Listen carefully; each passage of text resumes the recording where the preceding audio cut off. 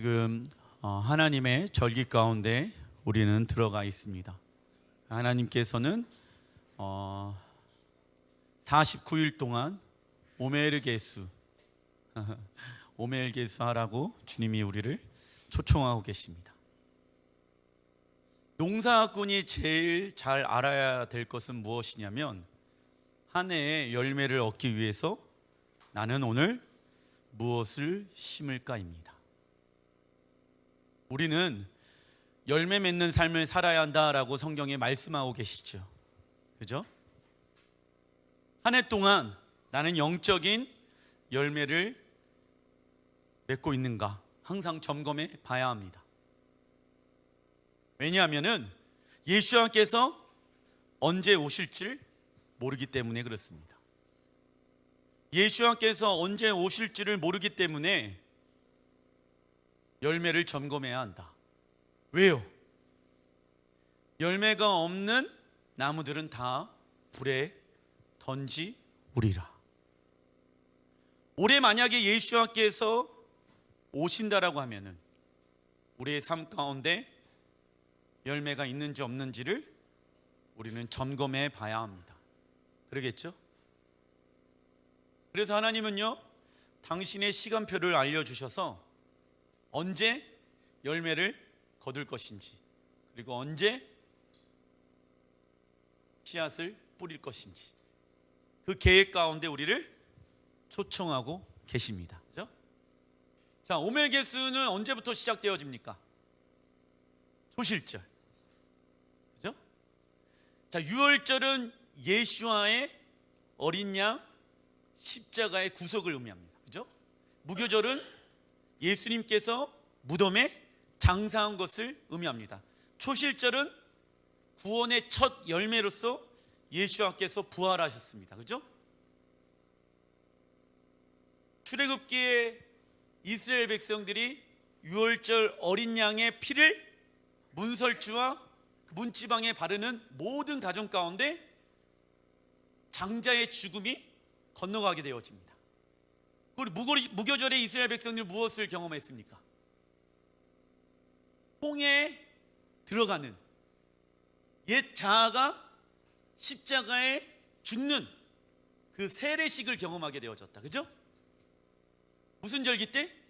무교절 절기 때 예수님께서 무교절에 우리의 자아를, 우리의 죄성을 십자가에 죽이기 위해서 죽음을 선택하셨다. 그리고 초실절에 예수님께서 부활하셔서 새 생명을 주셨다. 이스라엘 백성들이 초실절에 무엇을 경험하게 되어집니까? 애굽에서 출애굽하게 되어집니다. 새 생명을 얻게 되어졌죠. 그때 하나님은 이스라엘 백성들을 향해서 뭐라고 말씀하십니까? 너희들은 나의 군사이니라. 할렐루야. 새롭게 거듭났기 때문에 초실절부터 49일을 세워라 라고 하나님께서 명령하고 계십니다. 왜요? 49일을 다 세고 나서 그 49일 동안 하나님은 우리에게 주시고자 하는 열매들이 있다.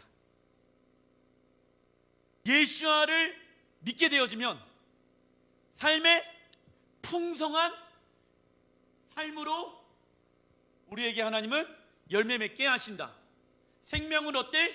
그 생명은 우리의 삶을 풍성하게 하신다. 그죠? 다 기억하고 계시죠? 풍성한 삶의 기초. 첫 번째, 생명을 어때? 풍성한 삶을 주시고자 예수님께서 오셨다. 이 풍성한 열매를 추수하는 시간이 이 49일 오멜게수의 시간입니다. 그리고 나서 이 49일이 끝난 그 다음 날이 무슨 절입니까? 오순절. 할렐루야. 신약에서는 오순절이라고 얘기하고 구약에서는 77절이라고 얘기합니다. 왜냐? 7번의 안식일이 지나가야 되거든요. 7주가 지나가야 되는 거예요.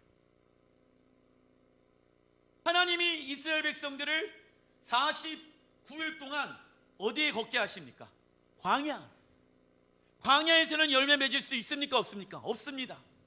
그러나 오직 하나님의 은혜로만이 무엇을 맺을 수 있다? 열매 맺을 수 있다.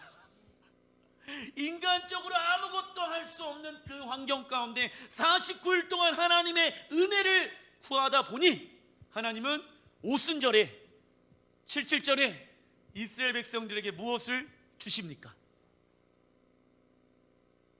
생명의 말씀을 주시는 거예요. 77절에 모세가 시내산에 올라가 무엇을 받습니까? 십계명, 토라, 말씀을 받는다. 그렇죠? 구약에 정확하게 그 날짜를 계수하고 난 이후에 모세가 십계명을 받게 되어집니다. 아시겠죠? 신약에 보게 되어지면 오순절에 성령께서 임하신 그 날은 우연의 일치의 날로 임하신 것이 맞다 아니다? 아니다. 하나님의 계획 가운데 모든 것이 있었다. 그런데 성령님을 성경에서는 뭐라고 설명하고 계십니까? 진리의 영. 그죠? 진리의 영을 뭐라고 얘기합니까? 성령님. 그러니까 진리의 영과 하나님의 말씀과 성령님은 뗄 수 있다 없다. 그래서 구약의 오순절에 하나님이 말씀을 주시고 신약의 오순절에 진리의 영이신 성령님을 주신 거예요. 이게 연결 매치가 되어야 합니다. 지금 옛날에는 따로 놀았는데 지금은 같이 노는 거예요. 그러다 보니까는 하나님의 계획 안에 들어가게 되어집니다. 나의 시간표를 오멜개순하기 위해서 49일 동안 열매 맺는 삶을 살기 시작합니다. 하나님의 시간 안에 우리가 하나님께서 원하시는 어떠한 것들을 심고 거둬야 한다. 근데 내가 원하는 때 내가 원하는 것을 심고 거두려고 하면 된다 안 된다? 자녀의 문제가 있습니까? 가정의 문제가 있습니까? 사업적인 문제가 있습니까? 내 미래에 대한 문제가 있습니까? 그러면 언제 하나님 앞에 심고 언제 거두어야 할 것인지 성경에서는 기록하고 있다. 놀랍죠? 이게 하나님의 계획 안에 들어가 있는 거예요. 그래서 오순절 절기까지 임하는 그 날까지 오순절 절기가 다다음 주 금요일 날, 목요일 날 저녁부터가 오순절 절기가 시작되어집니다. 그날까지 이제 오멜개수의 말씀을 전하려고 합니다. 단락 1번 레위기 23장 16절 같이 한번 읽어보겠습니다. 시작. 일곱 안식일 이튿날까지 합하여 50일을 계수하여 새 소재를 여호와께 드리되.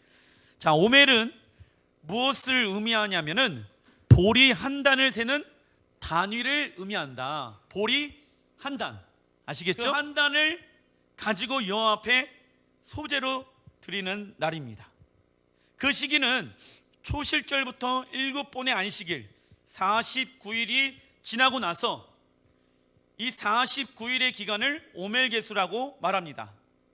그런데 오멜개수에는 이스라엘의 우기가 끝나면서 북풍이 남풍으로 교체되는 시기이다.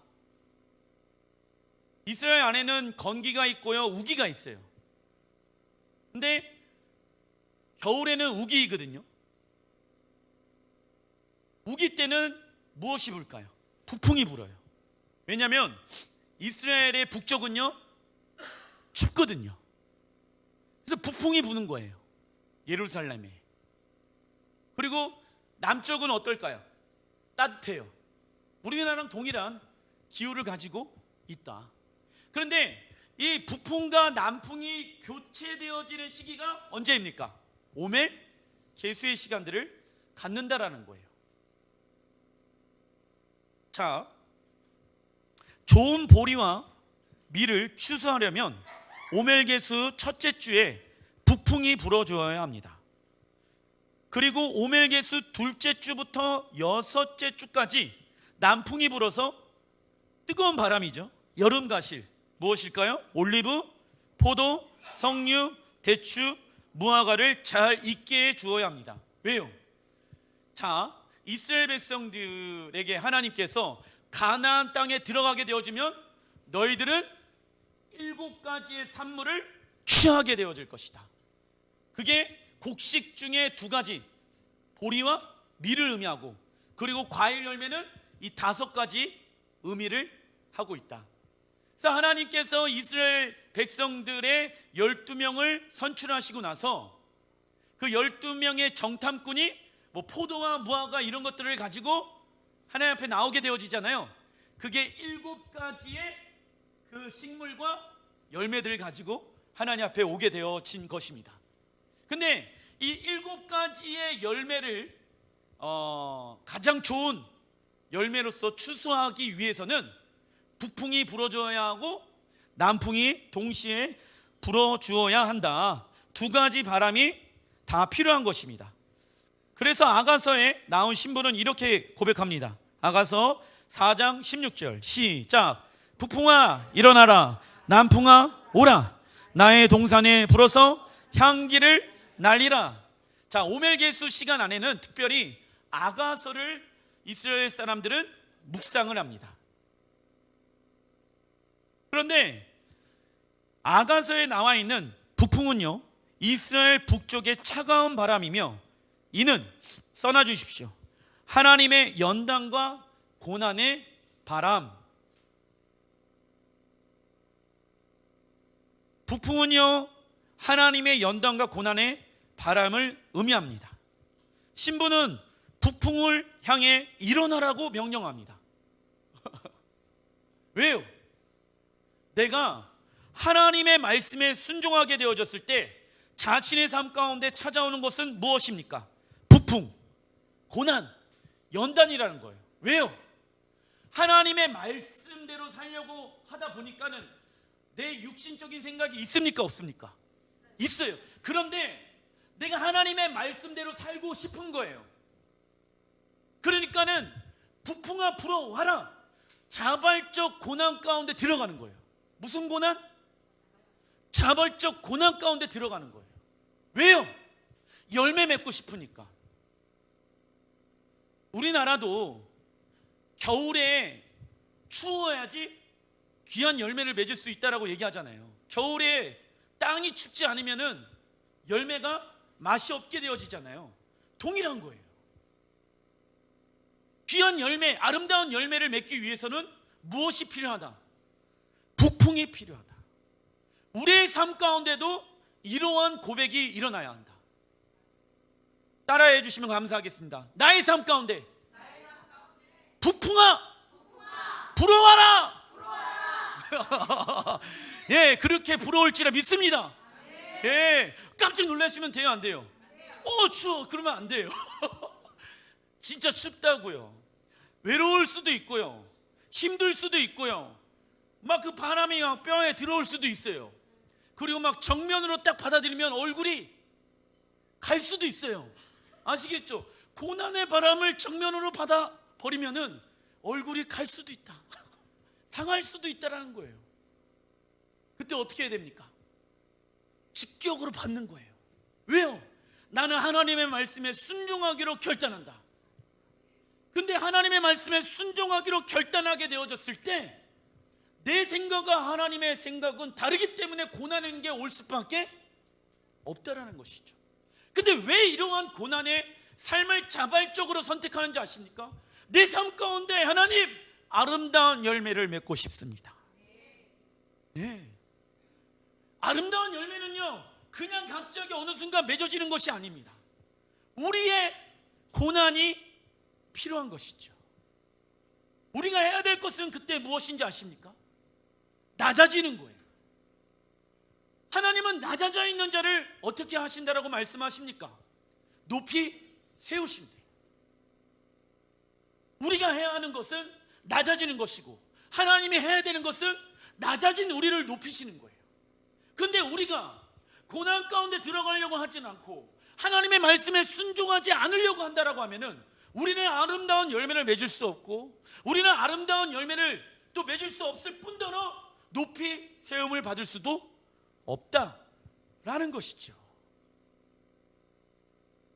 그때 우리가 해야 하는 것은 자기 부인이다. 자기 부인이란 같이 한번 읽어보겠습니다. 시작. 육신의 종노릇 하는 나를 예수와의 십자가의 죽인 자로 여기며 살아가는 것입니다. 마태복음 23장 12절 시작. 누구든지 자기를 높이는 자는 낮아지고 누구든지 자기를 낮추는 자는 높아지리라. 약할 때 강함 되시리라. 이 비결을 안 사도 바울은요, 약함 가운데 들어가는 거, 하나님의 말씀에 순종하는 거, 북풍을 맞이할 준비를 하는 삶을 살아갔다. 왜냐? 비결을 알았거든요. 하나님의 능력의 비결, 하나님이 언제 능력으로 나타나시는가? 내가 약해져 있을 때. 아시겠죠? 근데 우리는요, 약해지는 거를 싫어해요. 내 감정대로 살고 싶고 내 뜻대로 살고 싶어요. 사실 내 뜻과 내 감정은 뒤에서 조종하는 영이 있다. 그건 마귀예요. 그냥 말씀대로 순종하지 말고 네 감정대로, 네가 살아왔던 방법대로 살아가 라고 마귀는 우리를 속이고 있다고. 그러면 그 속임 가운데 넘어가게 되어지면 나는 아름다운 열매를 맺을 수가 없지요. 마귀는 너가 계속 높아져, 감정 높아지고 네 생각 높아지고 네 뜻이 높아져야지, 그래야지 네가 승리할 수 있어, 네가 그래야지 성공할 수 있어 라고 얘기한단 말이에요. 마치 그것이 성공한 것처럼 보일 수도 있다라는 것이죠. 그러나 하나님은 네가 낮아져야지, 네가 나의 말씀에 순종해야지 네가 높이 세워질 수 있다, 온전한 열매를 맺을 수가 있다, 온전한 사람이 되어질 수가 있다라는 그 비결을 사도 바울이 깨달았다는 것이죠. 우리가 영적인 습관을 잘 길들여져 있어야 합니다. 감정에 의해서, 생각에 의해서, 환경에 의해서, 사람에 의해서 반응되어지는 그 부분의 영역을 자기 부인의 훈련으로 삼아야 한다. 내 감정이 하나님이 원하시는 감정인가, 내 생각이 하나님이 원하시는 생각인가를 점검해 봐야 하는 것입니다. 왜요? 나는 하나님의 거룩한 신부이거든요. 신부가 신랑을 기다리면서 신부의 삶 가운데는 무엇이 있어야 된다? 아름다운 열매. 그렇죠? 프라포션 저번 주에 말씀드렸죠. 에모르, 말하여. 하나님이 우리에게 말씀하신대요. 아시겠죠? 신부가 열매가 있어야 되는 거예요. 그러한 삶을 어떤 삶이라고 얘기합니까? 거룩한 삶. 그렇죠? 거룩한 삶. 이 기간에는 써놔 주십시오. 자신을 낮추는 시간을 가져야 한다. 오멜게수 시간 안에는 자신을 낮추는 시간을 가져야 한다. 나를 낮출 때 무엇이 나타나기 시작합니까? 하나님의 능력. 써놔 주십시오. 하나님의 능력이 나타나기 시작한다. 그러면 그 하나님의 능력이 구체적으로 어느 날에 나타날까요? 오순절 성령의 능력으로 나타나게 되어지는 것이에요. 우리가 해야 할 일은 낮아지는 것이고, 하나님은 낮아진 우리를 높이 세우신 일을 감당하십니다. 그죠? 근데 내가 높아지려고 하면 됩니까? 안 됩니까? 높이시는 분은 하나님이에요. 그 하나님의 영역이에요. 아시겠죠? 자, 하나님은 이 약속을 성취하시는 분이시다. 그리고 오멜게수 시기에 추수하기 위해 필요한 두 번째 바람은 남풍입니다. 차가운 바람만 불면 돼요? 안 돼요? 안 돼요. 남풍도 불어야 합니다. 이는 써놔 주십시오. 하나님의 축복과 은혜의 바람. 하나님의 축복과 은혜의 바람, 이것을 의미합니다. 그러면 하나님의 축복과 은혜의 바람이, 자, 우리가 원하는 그 축복과 은혜인지 아닌지를 점검해 보셔야 되는 거예요.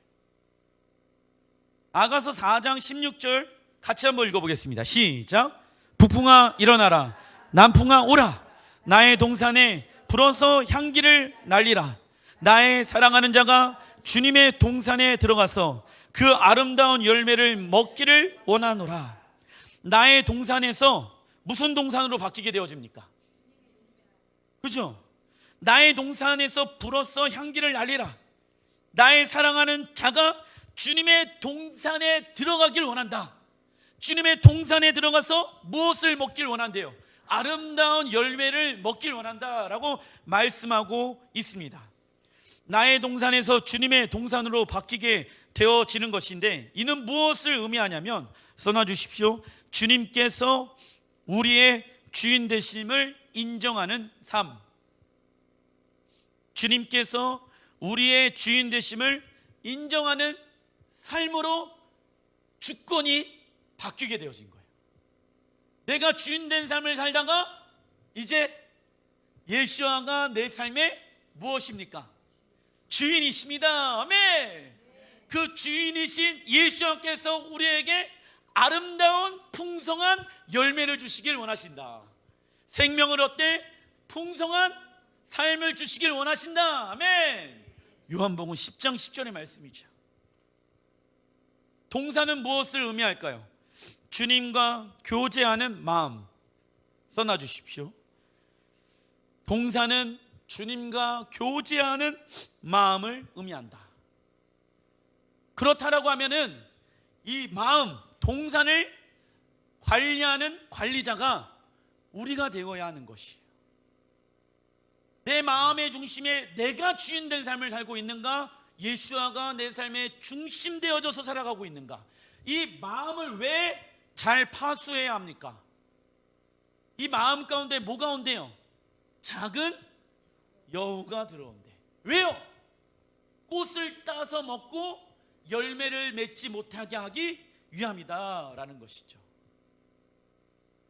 그래서 우리는 우리의 마음의 동산을 파수해야 한다. 에덴 동산의 회복을 의미하는 것을 솔로몬이 시적으로 표현한 것을 말하고 있습니다. 그리고 언제든지 주님의 동산에 들어가서 아름다운 열매를 먹기를 원하고 있습니다. 나무가 열매를 맺기 위해서는 남풍만 있어서는 안 된다. 북풍을 통해서 비바람도 불고 태풍도 만나야지 나무가 건강해질 수 있고 땅에 깊게 뿌리를 내려 아름다운 열매를 맺을 수 있고 먹을 수 있는 것입니다. 이 농사를 짓는 사람들은요, 태풍의 시간을 두려워하지 않습니다. 태풍의 시간들을 통해서 뽑히는 나무들은 그냥 마음을 내려놓습니다. 그리고 뽑히지 아니한 그 나무는 점점점 땅의 지면에 뿌리를 깊이 내려서 그 나무는 그 농사꾼에게 귀한 아름다운 열매를 선사해 주게 되어지죠. 아름다운 열매는 무엇을 의미합니까? 주님의 아름다운 성품. 써놔주십시오. 주님의 아름다운 성품을 의미합니다. 주님의 아름다운 성품의 열매, 49일 동안 이 오메르 계수의 시간들을 통해서 우리의 삶의 보리의 열매, 주님의 성품의 열매를 맺기를 원하신다. 저번 주에는 여호와의 승리하심을 경험하길 원하셨다. 이번 주에는 감사와 겸손, 하나님의 성품 중에 하나인 감사와 겸손의 성품을 배워가는 시간 가운데 하나님이 우리를 초대하고 계신다. 그러면 우리의 삶 가운데 무엇이 불어와야 됩니까? 우리가 겸손해지려면 언제 겸손해집니까? 북풍이 불었을 때 그리고 남풍이 불었을 때. 예수아가 내 삶의 주인이십니다. 하나님의 축복과 은혜의 바람, 그 하나님의 축복과 은혜의 바람이 우리의 삶 가운데 불어오기 위해서는 내가 주인 돼서는 안 되는 것입니다. 은혜란 값없이 우리에게 주시는 예수와의 십자가, 그죠? 이게 은혜예요. 값없이 하나님께서 우리에게 주시는 예수님의 십자가, 이게 은혜라고. 은혜와 축복의 바람을 우리에게 주시겠대. 너의 삶의 중심 가운데 너가 주인 되어져서 그 동산을 관리하지 말아라. 예수아가 너의 마음의 중심이 되어서 너의 마음을 날마다 주님을 향하여 열어놓으라. 주님이 언제 찾아올지 모르잖아요. 그런데 꼭꼭 마음의 문을 닫아놓으면 됩니까? 안 됩니까? 안 되죠. 예수님, 내 마음의 문을 항상 활짝 열어놓습니다. 누구에게만? 주님께만. 세상을 향하여 열어놓는 것이 아니라 오직 예수와를 향하여만 내 마음이 열려 있길 원합니다. 그리고 언제든지 예수와의 보혈을 의지하여서 주님이 계시는 보좌 가운데 내가 나아가겠습니다. 이러한 삶을 오멜게수 때 하게 되어지면 우리의 삶에 아름다운 열매를 맺게 하신다. 단락 2번, 오멜게수가 끝난 다음 날을 신약에서는 써놔주십시오. 오순절이라고 하며 구약에서는 77절이라고 합니다. 여기까지가 여호와의 무슨 절기입니까? 봄의 절기라고 말합니다.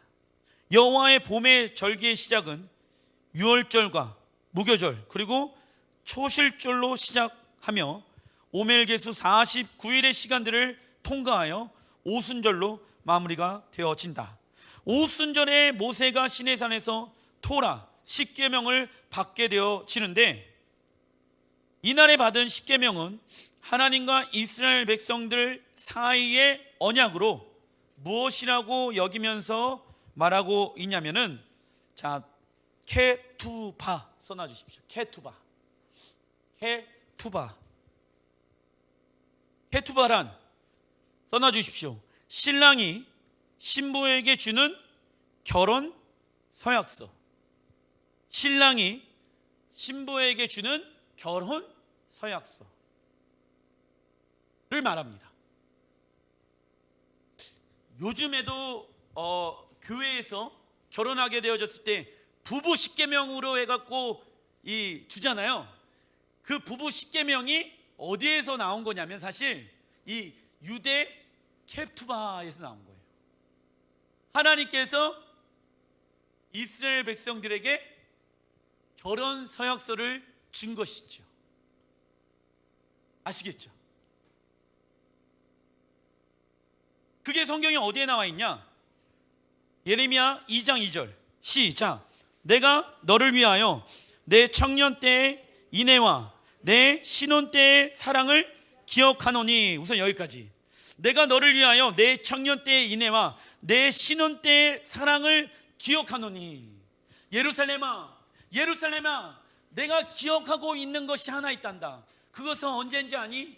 오순절에 내가 너한테 준 그 결혼 서약서를 준 그날을 나는 기억하고 있다. 신혼의 때 결혼 서약서를 준 그날. 그날이 언제입니까? 모세가 시내산에서 십계명을 받은 날을 의미한다는 거예요. 하나님은 애굽에서 나와 광야 시내산에서 써놔 주십시오. 결혼 서약서를 맺은 신혼 때의 사랑을 기억하고 계십니다. 결혼 서약서를 맺은 신혼의 때의 사랑, 결혼 서약서를 맺은 신혼의 때의 사랑을 기억하고 계신다. 그래서 요한계시록에 보게 되어지면 무슨 사랑을 잃어버리지 말아라, 첫사랑을 잃어버리지 말아라 라고 말씀하시는 거예요. 사도 요한이. 이게 연결이 되는 거예요. 이렇게 광야는 먹을 양식, 마실 물을 찾기 힘들고 외부의 공격을 받기 쉬운 상황에서 이스라엘 백성들은 오로지 하나님만을 따라갔고 하나님만을 사랑했습니다. 우리도 잊지 말아야 될 것이 있는데 두 가지가 있어요. 첫 번째는 내가 죄인이라는 사실, 두 번째는 이 땅이 광야라는 사실이라는 것이죠. 내가 잘 나가고 돈이 많고 건강하고 부족한 것이 없더라도 광야는 광야이다. 아시겠죠? 광야에서 잘 나가봤자 광야다. 그죠? 광야에서 최고는 뭐예요? 물이거든. 생수의 강 대신 예수야. 그때 이스라엘 백성들을 하나님은 기억하고 계신다. 광야 같은 이 땅에서 우리는 세상에 소망을 주는 것이 아닌 신랑 예수와와 결혼할 시간을 소망하면서 살아가야 한다. 자, 결혼 서약서를 오순절에 받았잖아요. 그러면 결혼하는 날은 언제입니까? 절기 가운데는 장막절. 왜냐하면 유대인들은 처음에 하는 결혼식을 뭐라고 얘기할까요? 약혼식, 혼인식이라고 얘기를 해요. 그리고 나서 한 1년에서 2년 정도 지나고 난 이후에 진짜 결혼식을 행하게 되어집니다. 진짜 결혼하는 장막절이 온다 안 온다? 온다. 왜 장막절에 예수와 함께 혼인잔치를 합니까? 장막이라는 것은 하늘에 있는 새 예루살렘을 의미한다. 그 새 예루살렘이 거룩한 장소 어디입니까? 예루살렘. 그 예루살렘에 임하게 되어진다. 근데 목사님, 성경에 보니까 하나님의 나라는 눈에 보이는 것이 아니요 라고 나와 있거든. 그죠? 너희들의 마음에 있다라고 예수님께서 말씀하셨어. 그럼 목사님, 하나님의 나라는 눈에 보이지 않는다라고 하니까는 눈에 보이는 새 예루살렘이 지금의 예루살렘 땅에 오지 않는 것인가요? 라는 생각도 여러분들이 하셔야 된다고. 그런데 왜 인간의 눈으로는 볼 수 없을까요? 죄인이기 때문에. 또 그날에는요, 우리 육체적인 눈으로 예루살렘을 볼 수가 없어요. 왜요? 배웠잖아요. 자연 현상을 통하여서 하나님은 세상에 해의 빛과 달의 빛과 별의 빛을 없애버려요. 그리고 예루살렘에 하나님의 영광의 계시의 빛이 임하게 되어진다. 그 영광의 계시의 빛이 창세기에는 1장에 3절에 나와 있죠. 그리고 해를 언제 만드십니까? 창세기 1장 14절 이후에 하나님이 눈에 보이는 육체의 해를 만드시는 거예요. 근데 이 육체의 눈으로는 하나님의 나라를 볼 수 없는 것이죠. 그때 영광의 계시가 신부들에게 임하게 되어져서 영광의 계시를 받은 신부들은 새 예루살렘을 볼 수 있게 되어지는 거예요. 그날에. 아시겠죠? 그러려면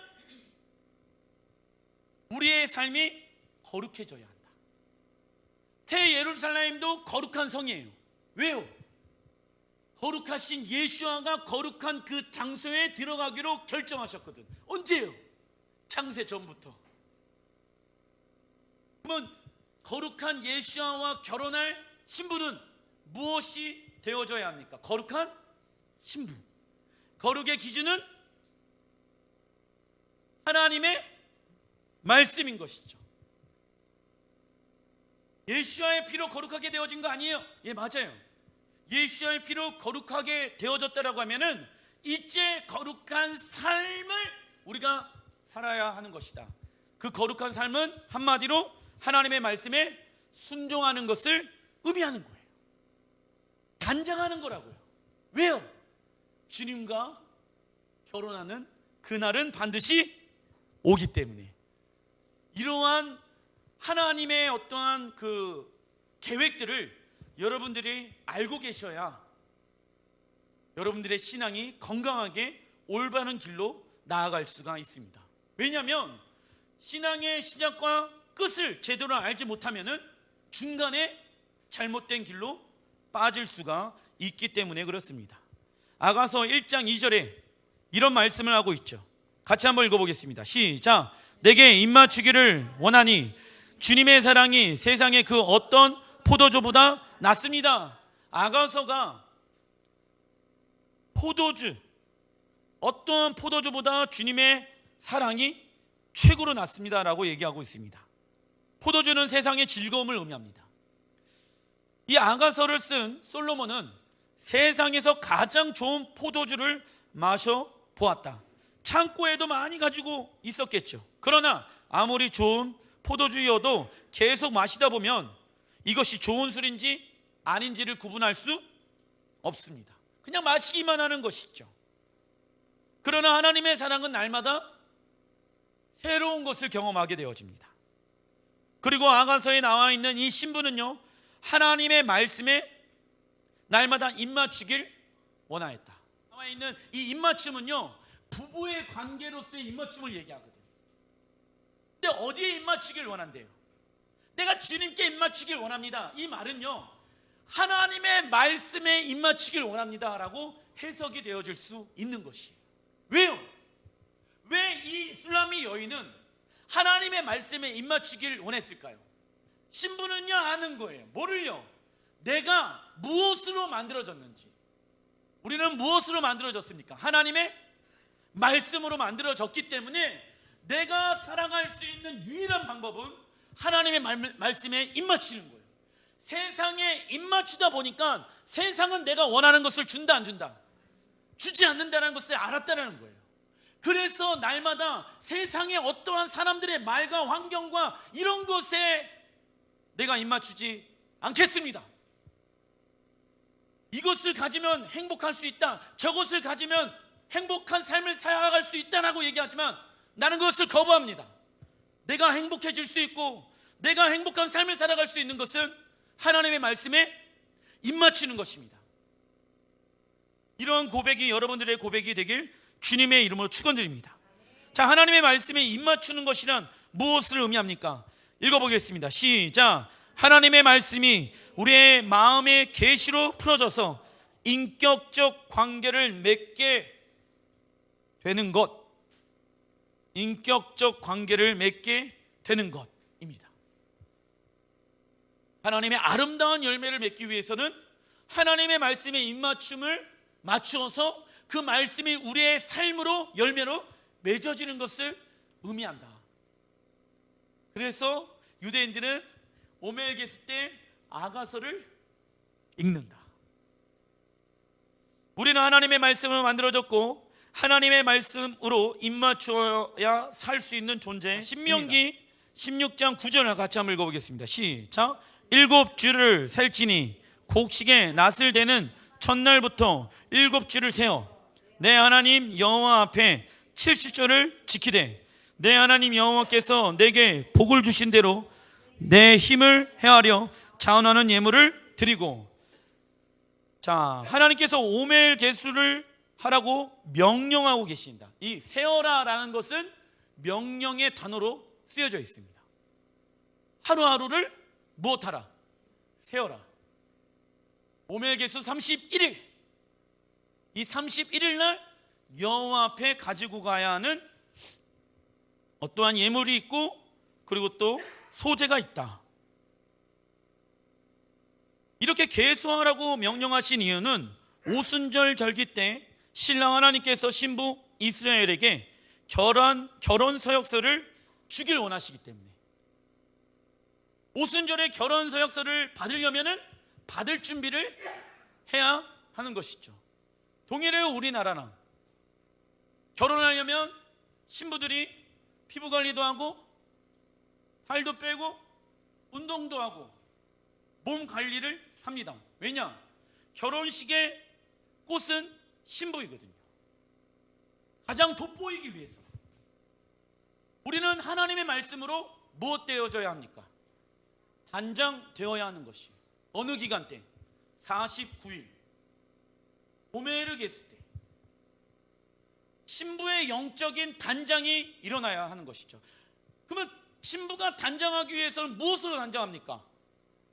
그렇죠. 하나님의 말씀, 토라가 되어야 하는 것이죠. 이때를 위해 49일 동안 써놔주십시오. 신부의 영적 성장과 성숙을 요구하는 시기이다. 신부의 영적 성장과 성숙을 요구하는 시기이다. 성장은요, 신체적으로 키가 커지거나 몸무게가 늘어나는 양적으로 변화하는 현상을 말한다. 그렇다면 신앙의 성장은 무엇입니까? 하나님의 말씀을 알고 지식적으로 아는 거예요. 우선 기도하는 시간들이 길어지게 되며 영혼들을 위해서 헌신하는 모습으로 나타나게 되어진다. 이것을 신앙의 성장이라고 얘기합니다. 그리고 성숙은요, 몸이 성장한 것만큼 그 사람의 인격과 생각, 마음이 내적으로 변화하는 현상을 말한다. 그렇다면 신앙의 성숙은 무엇입니까? 써놔주십시오. 하나님 사랑과 이웃 사랑하는 믿음의 모습입니다. 하나님 사랑과 이웃 사랑하는 믿음의 모습으로 나타나기 시작한다. 무엇이요? 신앙의 성숙이. 이 두 가지의 모습이 우리 안에 있어야 된다. 믿음의 생각과 말을 하며 하나님의 사랑을 실천하여서 열매 맺는 모습. 그래서 신앙이 성숙된 사람들은 그의 삶 가운데 사랑, 희락, 화평, 오래 참음, 자비, 양성, 충성, 온유, 절제, 이것은 무엇을 의미합니까? 하나님의 9가지의 성품을 의미한다. 성령의 9가지의 열매를 의미한다. 이러한 내적인 변화들이 성숙한 신부들의 삶 가운데 일어나게 되어지는 거예요. 그런데 이제 문제가 있어요. 몸은 어른인데 성장은 했어요. 말씀도 알고 기도도 하고 예배는 드려요. 근데 몸은 성장은 했는데 생각과 감정과 표현하는 것과 인격은요, 애인 사람들이 있다. 자라나지가 않은 거죠. 성숙하지 않은 거야. 그런 사람들이 있죠. 우리의 신앙도 성장만 일어나서는 안 되는 거예요. 말씀을 알고 예배를 드리고 기도하는 시간들이 많아져요. 물론 성장도 필요합니다. 교회 성장도 필요한 거예요. 그러나 교회가 성장만을 추구해서는 안 되는 것이죠. 내적인 변화, 성숙의 모습, 믿음으로 말하고 믿음으로 생각하고 믿음으로 인격으로 하나님의 형상으로 닮아가고 믿음의 행동을 취하는 그 믿음의 삶이 우리 안에 성숙함으로 나타나야 하는 것입니다. 교회 안에 이렇게 보면은 성장한 사람들은 많이 있어요. 말씀에 대해서 알고 있고, 그리고 예배에 대해서 정말 많은 예배들을 하나님께 드리고 있습니다. 그러나 성숙한 그리스도인들은 그리 많지 않다라는 것이죠. 그 성숙하지 않은 그 중심에 누가 있는지 아십니까? 내가 있는 거야. 내가 있다 보니까는 내 생각이 맞고 내 의견이 맞고 내 감정이 맞게 되어지는 거예요. 그런데 몸은요, 성장이 있다고요. 20년, 30년, 40년 신앙생활을 했는데 내 삶 가운데는 성숙한 모습이 하나도 없으면 어찌 아름다운 신부라고 얘기할 수 있겠습니까? 그죠? 대한민국 교회도 마찬가지라고 봅니다. 성장은 했는데 성숙이 일어나지 않는다라고 하면 신랑 예수안을 맞이할 준비가 안 되어져 있다라는 것이죠. 에베소서 4장 12절 같이 한번 읽어보겠습니다. 시작. 이는 성도들을 온전하게 하여 봉사의 일을 하게 하며 그리스도의 몸을 세우려 하심이라. 이건 뭘까요? 성장을 의미하죠.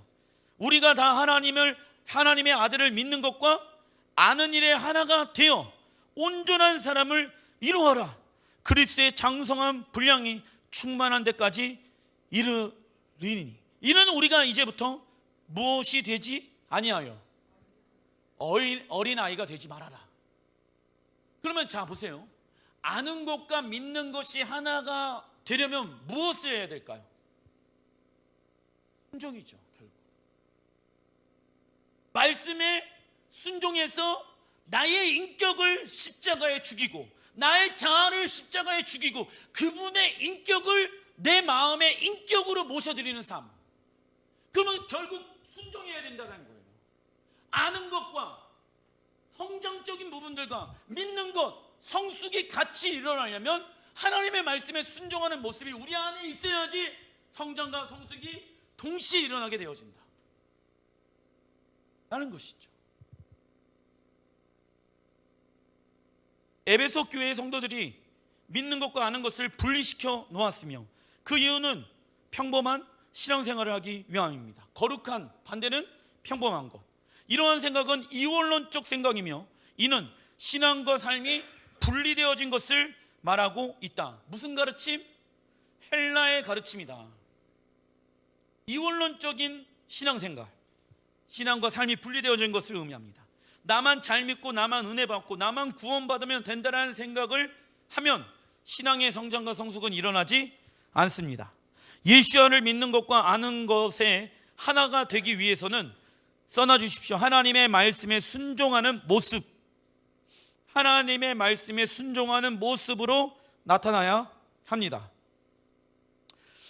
우리 주변에 보면 다 큰 어른인데도 불구하고 어린아이처럼 말하고 생각하고 표현하는 미성숙한 자들이 있다. 미성숙하다라는 것은 자신에게 문제가 있다는 것을 인정해야 합니다. 그리고 성숙하고자 하는, 써놔주십시오, 결단과 훈련이 필요한 것이죠. 강아지도 성숙되어지지 않으면은 막 사람 보면 막 짖어요. 그러면 어떻게 해야 됩니까? 훈련시켜야 되죠. 짖으면 안 돼, 성숙해야 돼, 성장해야 돼. 훈련을 통하여서 사람은 만들어질 수 있다. 제자는요, 예수와의 십자가의 은혜로 우리가 제자로서의 부르심을 받았어. 그런데 제자의 부르심을 받은 우리가 그냥 그 부르심 안에만 머물러 있으면 안 돼요. 제자로서 뭐 해야 됩니까? 훈련받아야죠. 군사도 마찬가지예요. 군사로서 부르심을 받았지만 내가 이등병 안에서만 머물러 있으면 안 되는 것이죠. 훈련받아야 되는 것이지. 훈련받아야지 무엇이 일어납니까? 성장과 성숙이 일어나게 되어집니다. 이러한 삶을 살아가는 이유는 신랑 예수와 결혼을 준비하는 신부로서 영적 성장과 성숙의 시간, 오멜게수를 하는 시간들을 갖는 것이다.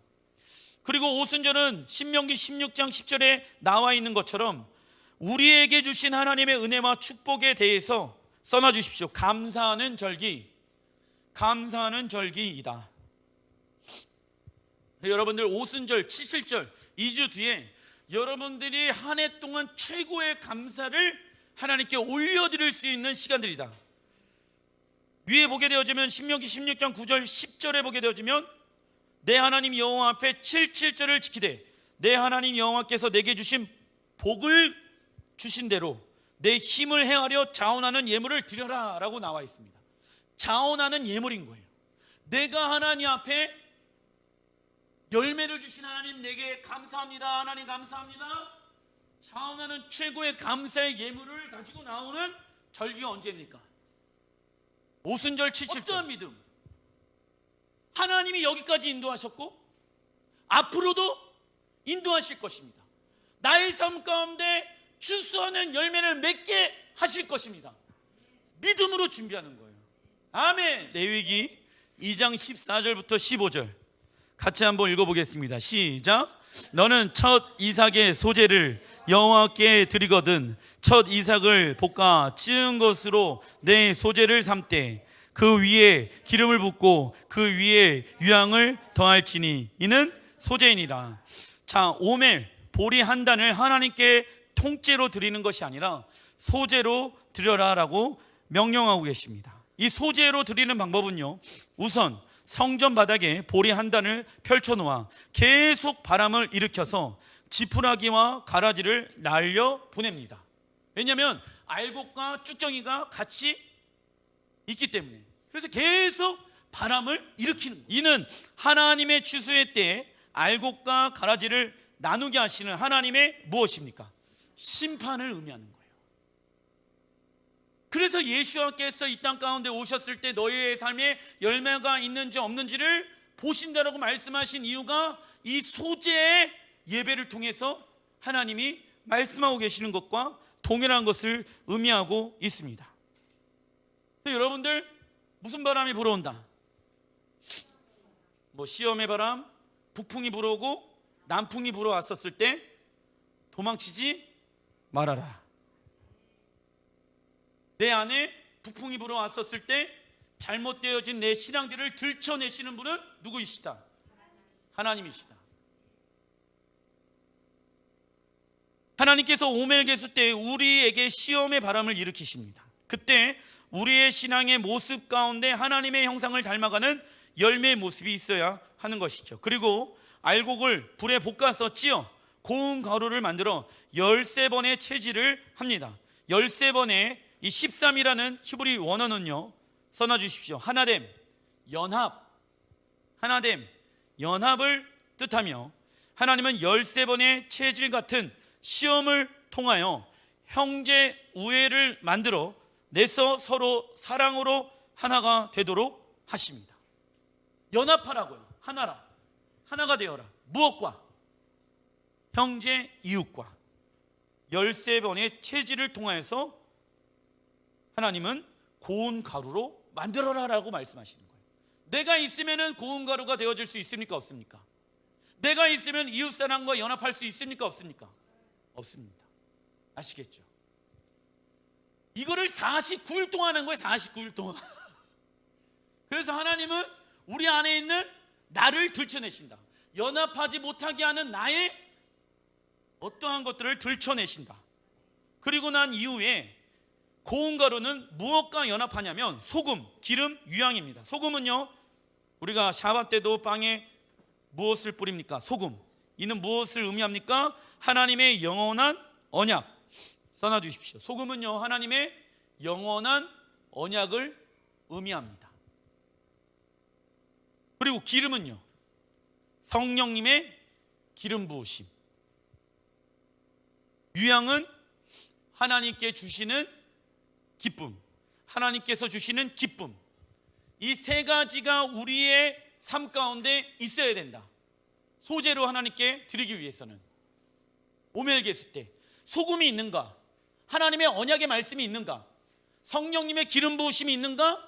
내가 하나님으로 인해서 기뻐하고 있는가? 여호와를 기뻐하는 것이 누구의 힘입니까? 우리의 힘입니다.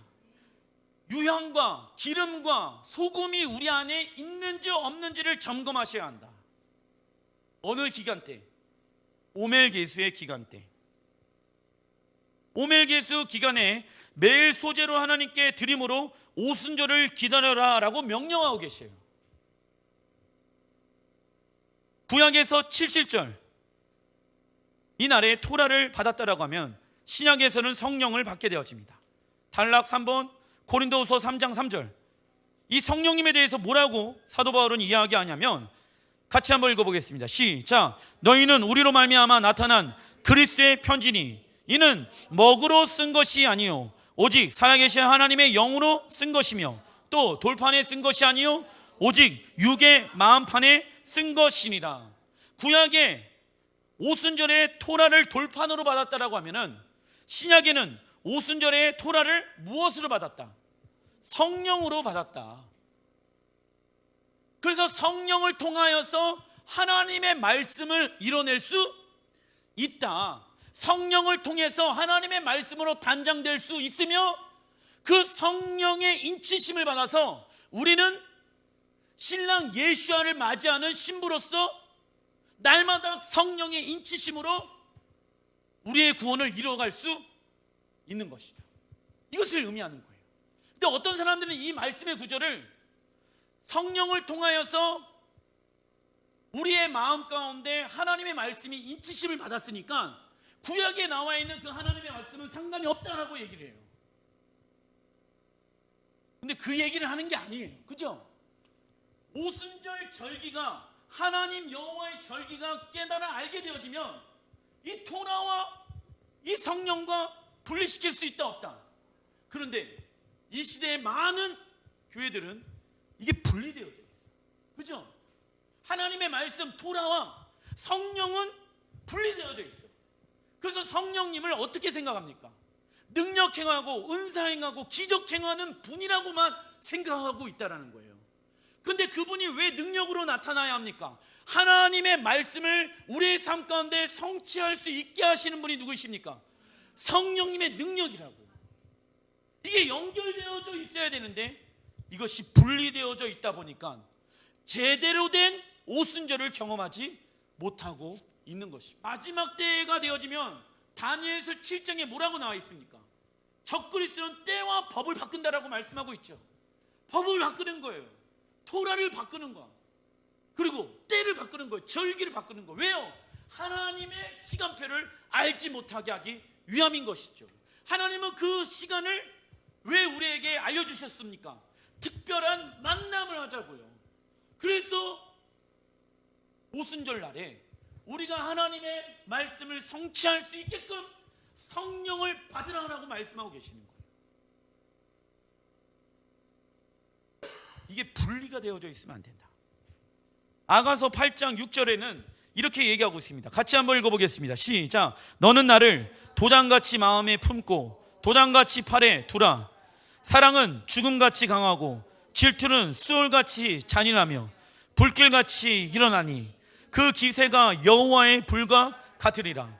첫 번째로 도장을 받아야 하는 곳은 어디입니까? 신부의 마음이다.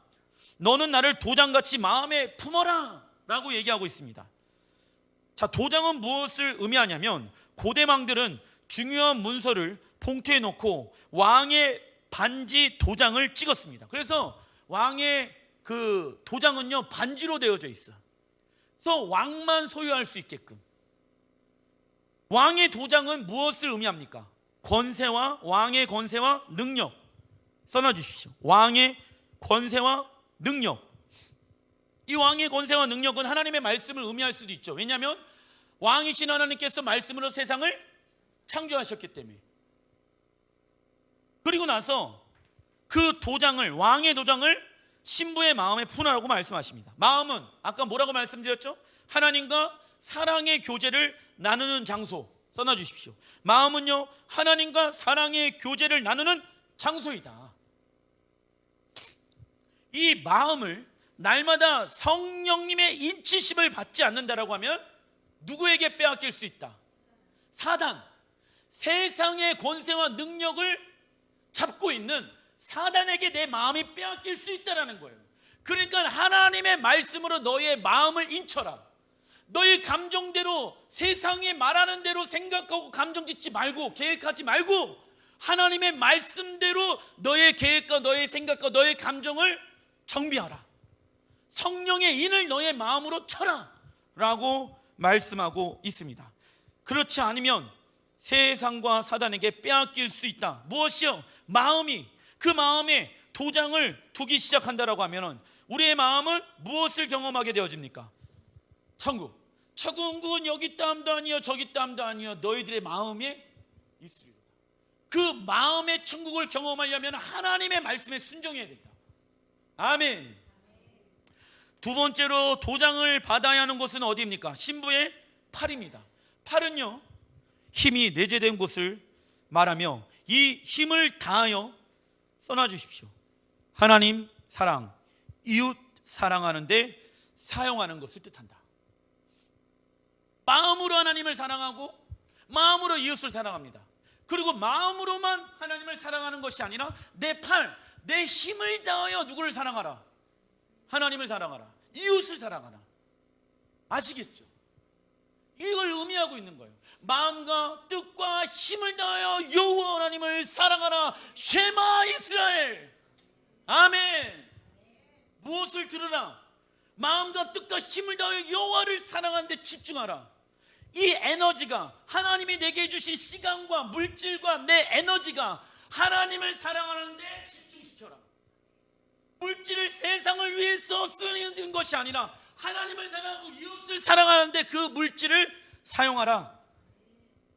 성령 안에서 섬김은 행위로 끝나는 것이 아니라 하나님의 사랑이 이웃들에게 흘러가게 되어집니다. 그러나 날마다 우리의 마음과 팔에 성령님의 인치심을 받지 않는다라고 하면은 우리는 다른 인치심을 받게 되어진다. 디모데전서 4장 1절 시작. 성령이 밝히 말씀하시기를 후일에 어떤 사람들이 믿음에서 떠나 미혹하는 영과 귀신의 가르침을 따르리라 하셨으니 자기 양심이 화인을 맞아서 외식함으로 거짓말하는 자들이리라. 아멘. 사단의 화인을 맞게 되어진대요. 근데 이 화인을 맞는 장소는 어디입니까? 양심, 마음이에요. 그렇죠? 그런데 이 양심의 화인을 맞은 사람들의 특징이 뭔지 아십니까? 외식을 한대. 세상의 것을 사랑하고 그리고 거짓말한대. 이게 무슨 얘기냐면, 왜 거짓말을 하냐면 자기를 못 봐요.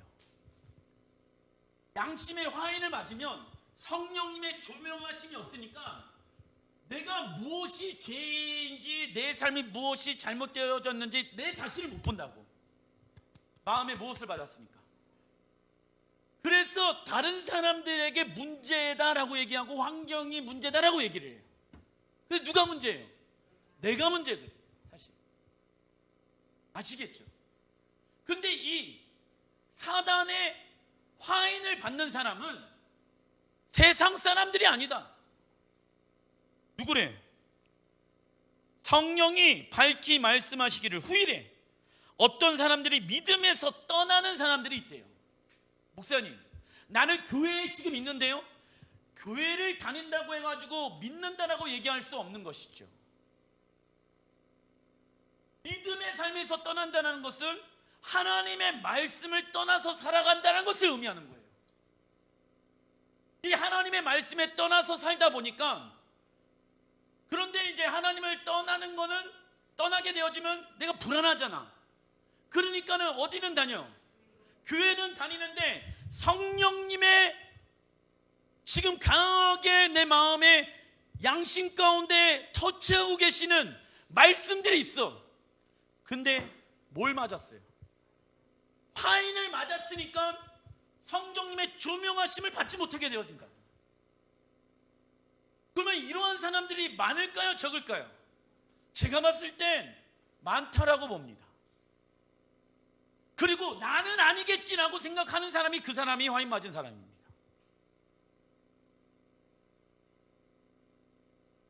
그래서 이번 주간에는 뭐 해야 된다? 겸손한 하나님의 성품을 닮아가야 한다고요. 아는 것과 믿는 것이 하나가 되어야 되고, 성장과 성숙이 일어나려면요, 겸손해야 되는 거예요. 겸손이란 뭔지 아십니까? 더 깊은 하나님과의 인격적 관계의 시작이 겸손이에요. 왜요? 겸손한 자가 기도할 수 있어요. 겸손한 자가 무릎 꿇을 수 있어요. 겸손한 자가 돈과 명예와 건강이 다 있어도 이거 다 누구의 것입니까? 주님의 것입니다 라고 내 주권을 주님께 이양시킨다고요. 누가요? 겸손한 사람들이. 근데 겸손하지 않는 사람들은 문제가 있을 때만 기도하려고 합니다. 성장에만 목적을 두고 있는 거예요. 하나님의 축복, 하나님의 은혜, 아까 말씀드렸죠. 남풍은요, 세상으로 오게 되어지는 그 축복과 은혜를 얘기하는 게 아니에요. 내 마음을, 내 주권을 예수님께 맡겨드리고 나는 주님의 것입니다, 이양시켜드리는 거예요. 내 삶의 주인은 누구이십니까? 하나님 당신 한 분이십니다. 아멘. 화인 맞은 자란, 읽어보겠습니다. 시작. 죄에 대한 찔림을 성령께서 주셨는데도 불구하고 써놔주십시오. 회개하지 않고 여전히 내 생각대로 살아가는 자를 말합니다. 그러니까 무감각해지는 거예요. 감각이 없어요. 성령님께 감각이 없어지게 되어진다고. 그러니까 내가 원하는 말을 하죠. 내가 원하는 생각을 하죠. 내가 원하는 삶을 살아가기 시작하는 거예요. 왜요? 무감각하니까. 그러나 성령님께 민감한 사람들은요, 말이 조심스러운 거예요. 왜요? 그 성령님은요, 거룩하신 분이시기 때문에 거룩하지 아니하는 말 가운데 함께 거하실 수가 없거든요. 이 양심의 화인을 맞은 사람은 누구입니까? 예수를 믿는 사람이다. 오늘날 교회는 구약의 오순절과 신약의 오순절이 연결되어져 있지 않습니다. 그 결과 하나님의 말씀으로 단장하는 것보다는 오순절 성령님의 능력과 기적을 나타내는 분으로만 성령님을 생각해 버립니다. 이것은 하나님의 때와 법을 바꾸려 하는 사단의 전략입니다. 전 세계를 지금 이러한 사단의 전략으로 교회들이, 그리스도인들이 묶여 있다는 거예요. 예수와의 이름으로 푸시길 주님의 이름으로 축원드립니다. 그래서 오순절에 토라에 대한 계시와 성령의 계시가 풀어지길 소원합니다. 기도하겠습니다.